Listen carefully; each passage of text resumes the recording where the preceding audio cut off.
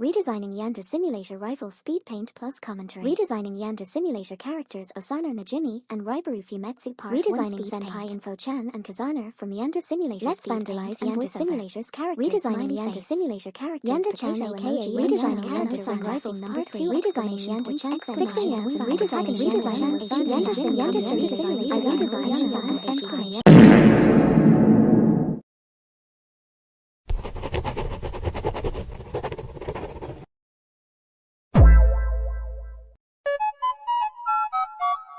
So, Yandere Simulator, the game that's been in development for almost 20 years and a creator with many controversies. I remember being a huge fan of the game when I was a kid, and when the 1980s mode came out, I grinded that shit for hours until I finally got the S+ rating. I actually haven't found anyone redesign the characters from the 80s mode yet though, so I figured I might as well do one myself.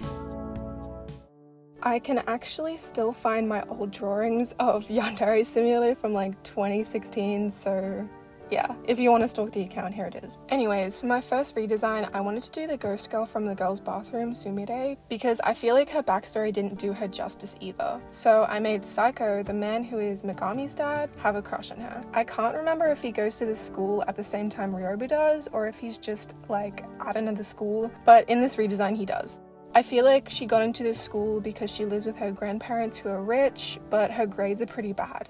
Soko first saw her when she was crying in the library over schoolwork, and I think this game needs more inclusions with mental conditions and disabilities, so I figured she'd have ADHD as an explanation for this. Then eventually, maybe she forgets something in the classroom like a pen, and Soko gives it back to her the next day, and they have a little conversation where Soko develops a secret crush on her, which is ironic because she's the complete opposite of him, friendly and not very smart at school.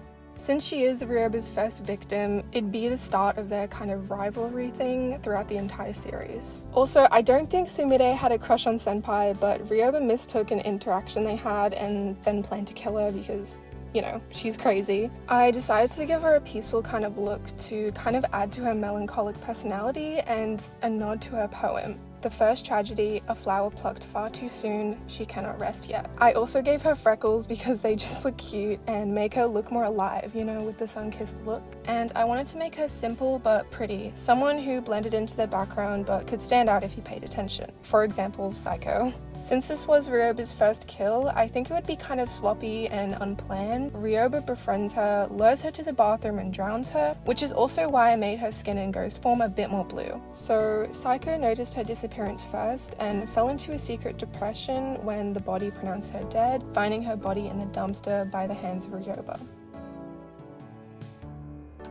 And here she is finished. She was the most fun to draw in my opinion, especially the ghost form. And I loved redesigning her backstory because since it's the first ever kill that Rioba did, I feel like she needed more story to her, more personality. So I actually love Sunoko's design already, but I felt like it could really be tweaked a bit to better fit the story. I think a cool addition to the game would be where she shows up to the school a couple days earlier than her designated week, meaning if your elimination method for the previous rival hasn't been completed yet or is in process, it's more difficult because Sunoko is snooping around.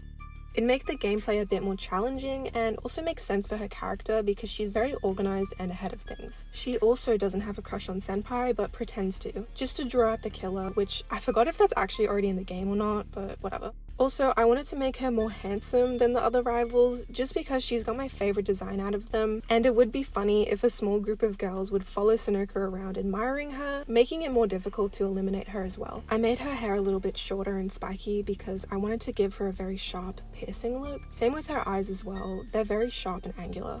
I'd say her personality is very mysterious and serious, so yeah. I also made her very short and lanky, mostly because I just love the thought of her being a small girl with a big brain, and it works to her advantage since she's able to sneak around more easily as well. She wears a men's blazer because, I don't know, I thought it'd be cool. It's like a detective's coat, but actually in the dress code, and her camera is in a little bag instead of around her neck. Her friendship with Rioba is very standoffish at first, but since Rioba uses her charm, she acts very respectful towards Sonoko and doesn't ask any questions about what she's doing around the school, which makes Sonoko respectful of her, but still, since she can't rule a single person out of suspicion, she doesn't interact with Rioba alone. As for her true elimination, I think I'd keep the same premise, but just with a different execution, because the whole minigame for that section is fun, but like, the motives of the man behind the photos is very weird. I decided instead of Sonoko having pictures taken of her, she instead gets robbed and loses her wallet, with her junior detective ID inside. Maybe when she gets the wallet back, she reveals to Rioba there was also a Polaroid inside that was more special to her. And that's Sonoko done. I didn't want to change her backstory too much since I think it's already fine, and I like her design too. I just wanted to make small changes so they still have meaning for her personality. Joichi, aka Senpai, has the ugliest design out of all the 80s characters. Like, what the fuck is that haircut? I don't understand. I was originally going to make his character very skittish and shy to be the complete opposite of Ayano Senpai, but then I read his character description and decided to do something a bit different. At the start of the game, he's very charming and outspoken, like a Casanova, and he's mostly friends with girls because most of the guys think he's annoying, which is why Ryoba's got so many rivals as well. But after like week 5, I think he'd grow to be less of this and start to get a little bit depressed because all his friends, the rivals, are disappearing because Rioba is killing them, so obviously he'd think this would have something to do with himself. His cocky personality would be more of a front, and his true personality is very cowardly, which is why he's so easily manipulated by Rioba and can't escape their forced relationship in the future. I was originally going to hint that he's not into girls, with his best friend and secret love interest being the martial arts leader, but I figured that'd be too dark, especially for his and Ryoba's marriage in the future. And I don't know if it's necessary in the story, so yeah, that's why I left it out. But still, let me know what you guys think. The way Joichi and Rioba met was they bumped into each other by accident, and Rioba was immediately in love. I wanted to emphasize this by giving him bright pink eyes as well, the color of love, but I kept his hair the same sort of style, just a little bit longer at the back so it actually makes more sense.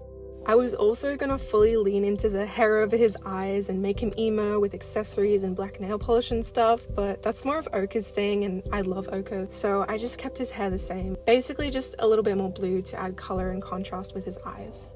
Also, if you're wondering what the symbols on their uniform is, I made it the Psycho symbol because in the game I actually have no idea what this is. I can't remember if it's an actual logo in the game, but yeah, I just turned it into the Psycho logo instead. And also, I turned the men's uniform into a blazer and button-up instead because the original is more of a Japanese middle school uniform to me, and the school is very prestigious, so a more formal look made more sense. Anyways, here's Senpai finished with his sad look as well, and comparison side by side. This redesign isn't my favorite actually, but I tried my best, so. And finally we have Rioba. Her character is already kind of the stereotypical yandere, so I wanted to keep that but change some parts of her design so it actually makes sense. For example, I reckon she'd accessorize more with different shoes, earrings, and maybe jewelry, so it makes her stand out more as a main character, plus it adds to her charming, outspoken personality. I love the idea of her being a clinical psychopath, where she understands she has to adhere to certain societal norms, but only for her own gain and to seem more normal to others. This also helps with her trial at the end of the game, because to everyone she's just a normal, innocent schoolgirl, but in secret she's very obsessive and full of herself. When she wants something, she won't stop at anything to have it. But observing the behaviors of people around her, she understands there's a specific way she needs to act around others to get what she wants. Psycho, her nemesis and biggest obstacle, doesn't trust her at all due to his intuition, especially after the death of Sumire.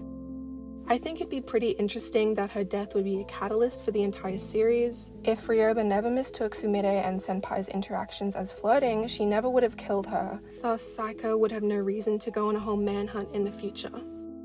As for her design, I made her a bit more curvy with shorter hair just because I think it's really cute, and personally I love short hair. And she could still grow it out in the future to match her original design. Since she is a year below Senpai, he wouldn't really pay attention to her, but her positive attitude is what charms everyone in the school, so he'd have no choice but to acknowledge her. This being her only driving purpose, to manipulate Senpai into eventually admiring her. Also, I think she'd be more subtle regarding her psychopathic behavior. As a narcissist, she believes her image has to be completely untainted, but she will go to extreme lengths to do so. I really like the color palette of their original uniforms, but I love the look of 80s Japanese uniforms with the long skirts and short sleeves instead. Oh, and I also gave her grey eyes and brownish black hair to really lean into the fact that she blends so well into the background, and to add that she's truly soulless with no colour in her gaze. And here she is finished! Her expression and pose was so fun to draw, and I think she turned out pretty cute. I don't know if you can tell, but there's little hearts in her eyes. It was actually so fun to try and reimagine what these characters would be like if they didn't have such a shitty creator, so I tried my best. Also, I know that Sumire had the longest kind of redesign, but that was only because I felt like she didn't really have enough to her, so I was just adding on to what wasn't really there. I might put a poll up in the future for some other characters that I could try and redesign next, so keep a lookout for that. But if you guys have any ideas regarding the other characters, let me know in the comments. I'd really love to hear it. Also, I recorded this entire thing in my car, so I'm really sorry if the audio is bad. I don't have a microphone, so. Thank you guys for watching until the end. Bye!